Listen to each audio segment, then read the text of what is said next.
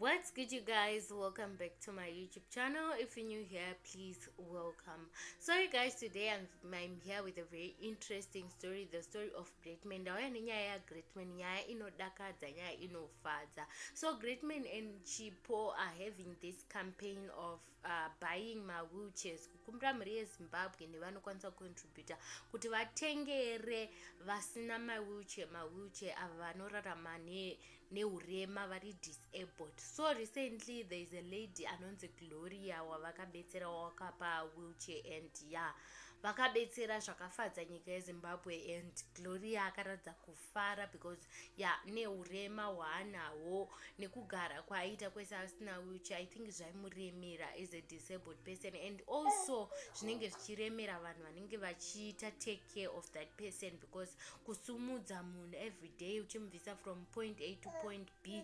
zvinorwadza, plus iye kubva point A kusvika papoint B neurema hwaanawo achiita zvekukambaira kana kuzvizvova zvinosvika pakurwadza. Saka tinotenda kune avo vakagona kubvisa, vakakwanisa kucontributa kuti wheelchair yaGloria itengwe, kuti wheelchair yaGloria ive panzvimbo.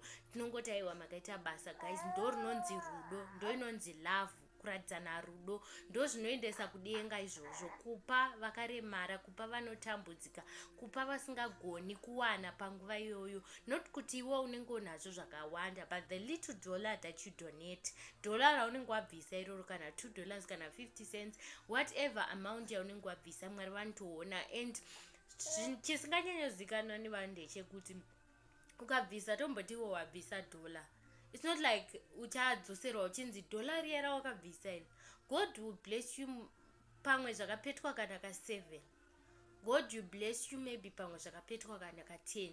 That's the works of God. Ndo zvinoita Mwari izvozvo. Saka the more you give, the more you receive from God.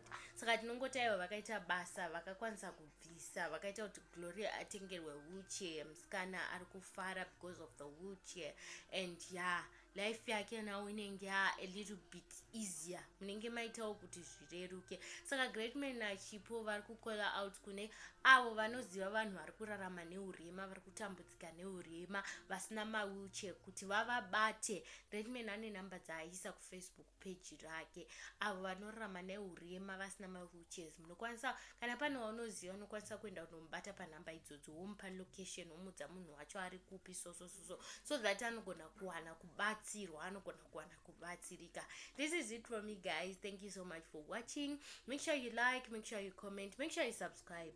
Comment hai guys, macomments enyaka ndikushira zvekutodaro, kana tichikomenta tichitaura namucomment section, ndizvo zvatinoda izvozvo. Bye.